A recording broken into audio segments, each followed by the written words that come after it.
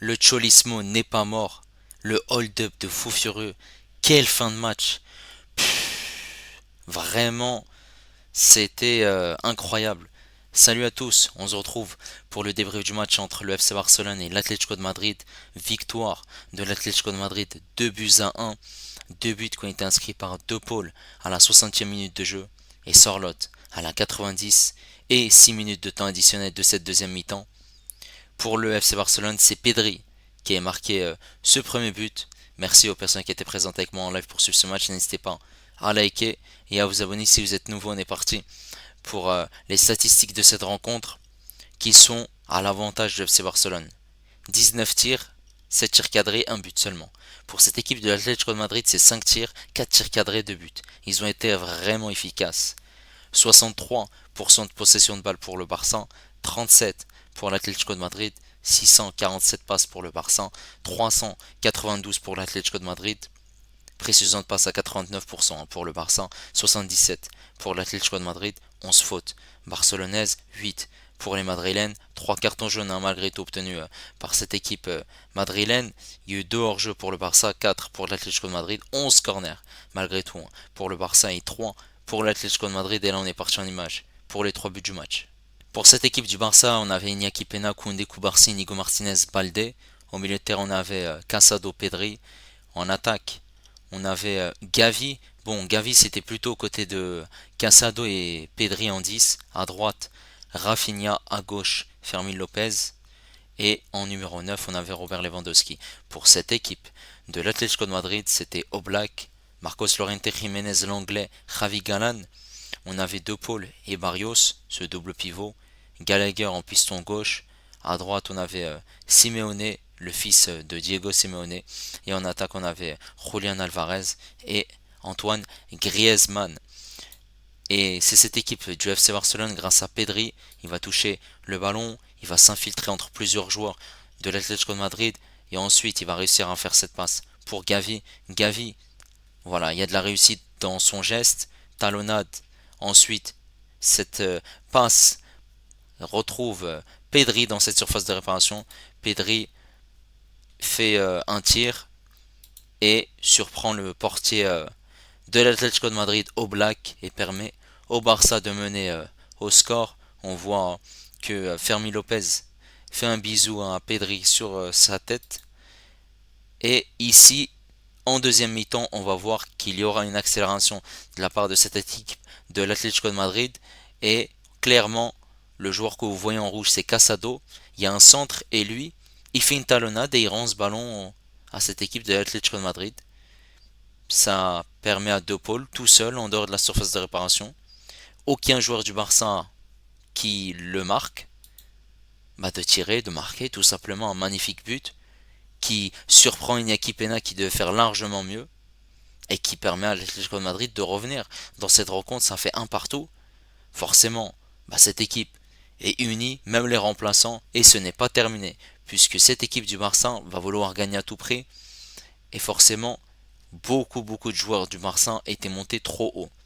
Et on va voir ici, Rafinha va faire une passe vers l'avant qui va être interceptée par un joueur de l'Atlético de Madrid. Ils vont ressortir le ballon proprement.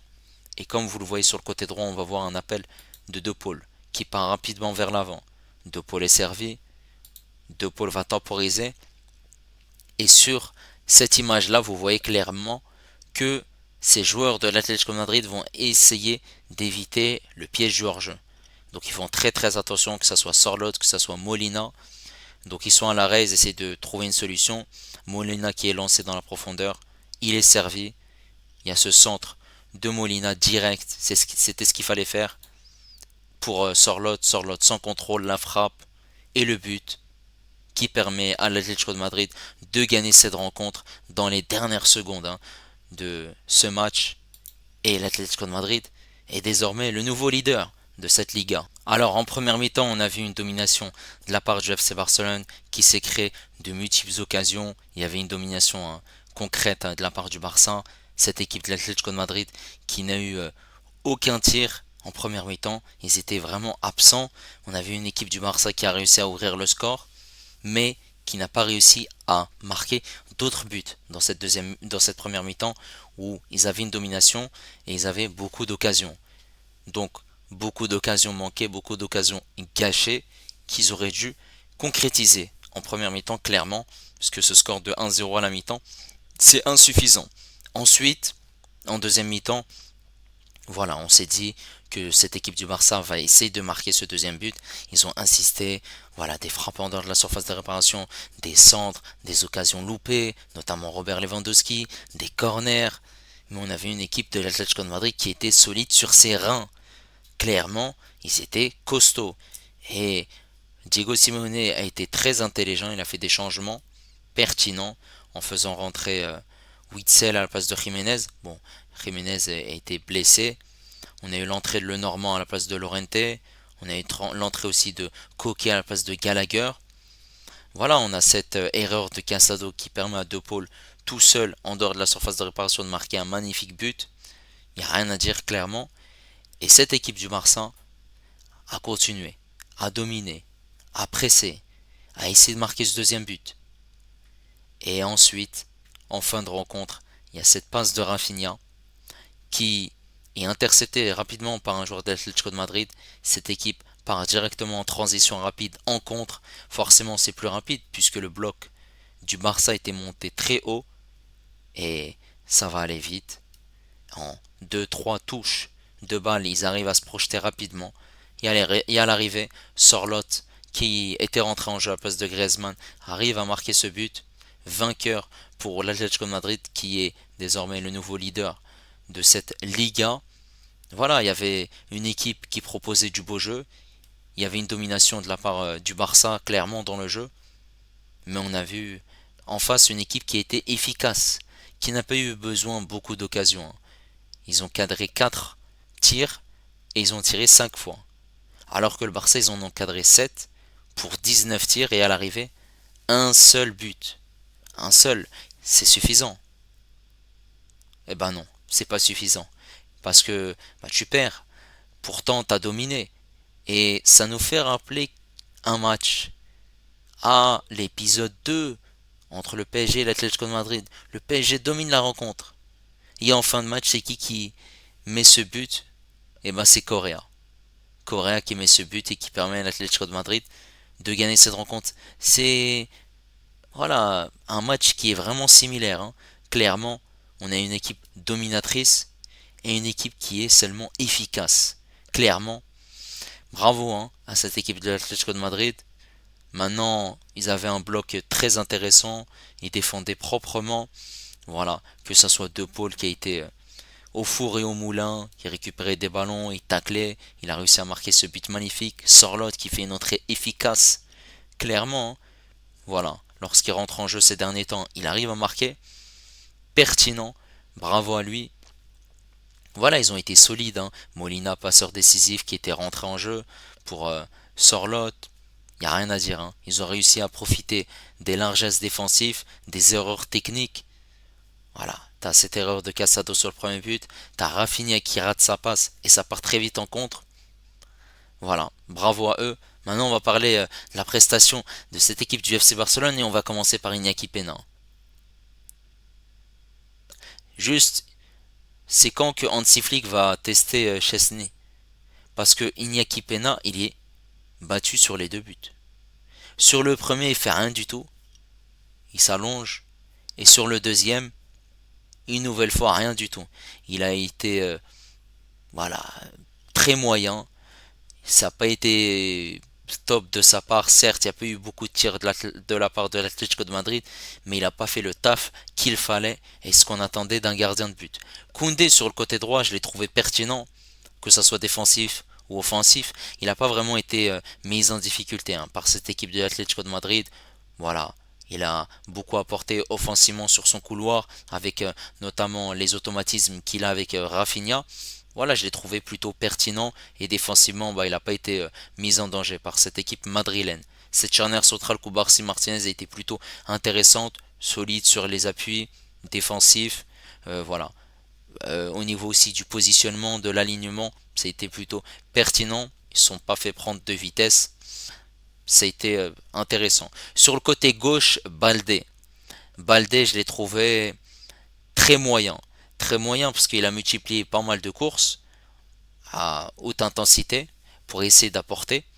Et malheureusement, on a eu beaucoup de déchets techniques de sa part. Des passes ratées, des contrôles manqués, des centres qui n'arrivaient pas à destination. Et forcément, il laissait beaucoup d'espace dans son dos. Il y a eu des situations où l'Atlético de Madrid arrivait quand même à se créer des situations. Voilà, Baldé il fait pas un gros match, c'est plutôt un match moyen. Ce double pivot, Casado, Gavi. Gavi, il a fait un match intéressant. Gavi, il est là pour abattre l'ennemi. C'est un chien de la casse. Il est là pour te cisailler, pour te bouffer. Pour te bouffer, oui. Clairement, la hargne, la combativité, malgré son petit gabarit, il est là, il est imposant, il arrive à mettre beaucoup de tacles quand même. Ça, c'est pertinent. À ses côtés, on a un Casado qui, voilà, a été très intéressant. Il récupère les ballons, il arrive à se projeter, à mettre de bons ballons à ses partenaires devant. Il y a cette erreur, forcément, qui l'a un peu perturbé et qui a donné ce but pour l'Atlético de Madrid. Il aurait dû faire largement mieux. Après, c'est encore un jeune joueur, malheureusement. C'est dommage. C'est, on va dire, une erreur de jeunesse. Il aurait dû faire largement mieux en tout cas. Mais je trouve que globalement, c'était un match plutôt pertinent. En numéro 10, on a eu Pedri. Mais Pedri, il a été incroyable. Pedri a été magnifique. Il a fait un match royal. Pépite. Ce but, il se faufile entre ces joueurs de l'Atlético de Madrid comme un serpent. Il s'appuie sur Gavi. Ensuite, il est de nouveau dans cette surface de réparation. Et hop, il te met ce but magnifique. Mais non seulement il a été incroyable, puisqu'il a marqué un but intéressant, mais aussi pertinent dans le jeu. Il jouait rapidement, il touche de balle, il essayait de trouver ses partenaires, il essayait aussi d'apporter du danger, de par une passe, de par une frappe. Voilà. Malheureusement, le score, bah, c'est compliqué, clairement. Ça ne va pas récompenser son match, mais je trouve qu'il a fait un excellent match. Sur le côté droit, on avait un Rafinha pertinent. Rafinha qui a été intéressant de par ses centres, de par ses accélérations, sa très bonne entente avec Koundé, son explosivité. Il a été pertinent dans ce qu'il a fait. Et forcément, voilà, il aurait pu avoir une, voire deux passes décisives, mais Lewandowski n'a pas converti les situations qu'il avait dans cette surface de réparation. Avant de parler de Lewandowski, on va parler de Fermi Lopez. Fermi Lopez, j'ai pas aimé du tout son match. Beaucoup de déchets techniques, des passes ratées, peu de danger.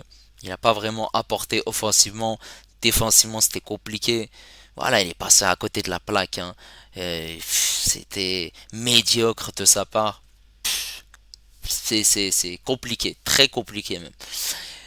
Et en numéro 9, on avait Lewandowski. Mais qu'est-ce qui s'est passé, Lewandowski? Qu'est-ce qui s'est passé? Tu as perdu tes repères? Ah, je te donne une boussole. Tu vas retrouver le nord, le sud, l'ouest et l'est. La bonne direction.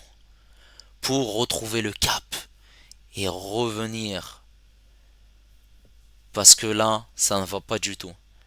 Toi qui as fait un excellent début de saison, qui marquait les buts, qui était intéressant, commence à marquer le pas. Commence à être l'ombre de lui-même. Commence à gâcher des occasions où il a des situations qui lui sont données dans les pieds. Mais il n'en profite pas. Il en profite clairement pas. On n'a pas vu un Lewandowski décisif, mais on a plutôt vu un Lewandowski décevant. Décevant parce qu'il y a eu des situations où il aurait dû marquer. Et forcément on n'aurait pas eu ce score à l'avantage de Madrid. Voilà, Lewandowski est clairement passé à côté de son match. Après, les entrants, Ferran Torres, c'était vraiment catastrophique. Comme d'habitude, Ferran, Tocard, Torres. Voilà, il n'y a rien à dire de plus. Eric Garcia, sans plus. Et Olmo, c'est pas pertinent son entrée, hein. Peu de danger, peu de fulgurance, beaucoup de passes ratées, beaucoup de déchets techniques quand même. Voilà, c'était compliqué hein, malgré tout pour cette équipe du FC Barcelone. Et cette équipe de l'Atlético de Madrid a encore un match en moins.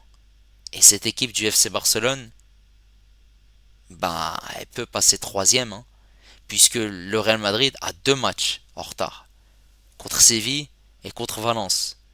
Et cette équipe du FC Barcelone peut être reléguée à 5 points de l'Atlético de Madrid et à 6 du Real Madrid s'il y a victoire, hein, lors des 2 prochains matchs pour le Real Madrid et aussi pour l'Atlético de Madrid, sachant que le Barça avait énormément de points d'avance et tout s'est écroulé. C'est comme dans un jeu de cartes.